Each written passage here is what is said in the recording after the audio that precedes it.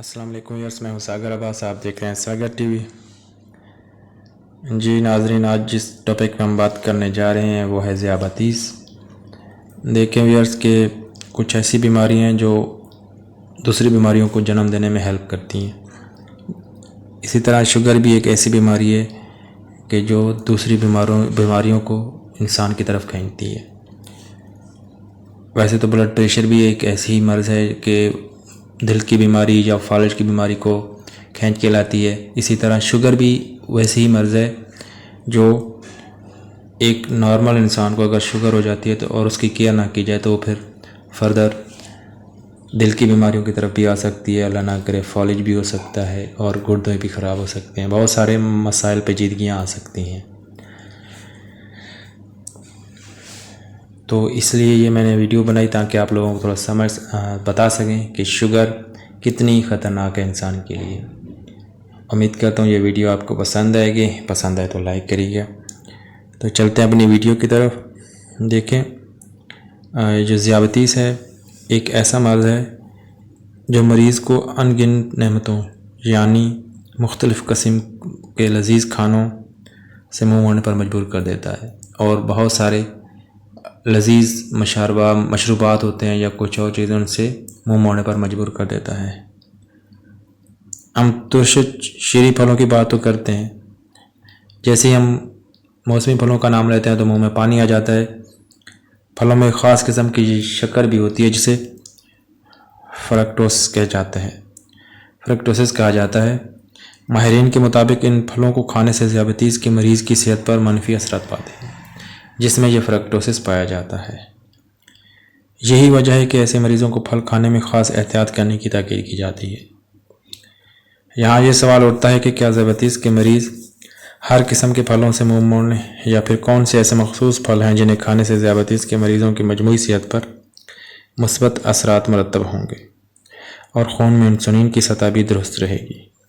तो आज हम कुछ ऐसे ही फल हैं उनके बारे में ज़िक्र करेंगे और बताएंगे नाजरीन को कि कौन कौन से फल यूज़ कर सकते हैं। सबसे पहला फल है जामुन।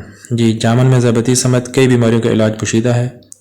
इसे रोज़ाना खाने से ज़ियाबतीस की बीमारी काबू में रहती है और अगर ज़ियाबतीस का मरीज़ जामुन और आम का रस मिलाकर पिए तो वो भी शुगर को नॉर्मल रखती है। जामुन एक अल्लाह पाक का बहुत ही अच्छा अतिया है इंसान के लिए कि एक डायबिटिक मरीज़ भी यूज़ कर सकता है और उसके लिए भी ये बहुत बेनिफिशियल होता है। दूसरी चीज़ है आड़ू।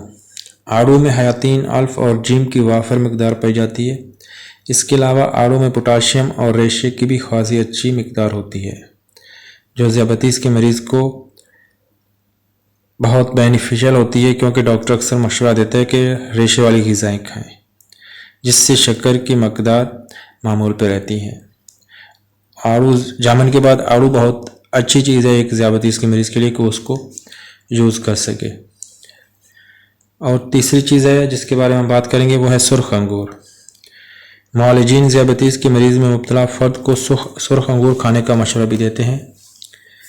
अमरीकी तहकीक के मुताबिक सुर्ख अंगूर में ऐसे कई अज्जा पाए जाते हैं जो फरहबी, अमराज़ क़ल्ब और ज़ियाबतीस किस्म 2 जैसे अमराज को न सिर्फ रोकते हैं बल्कि उनके इलाज में भी मुफीद है।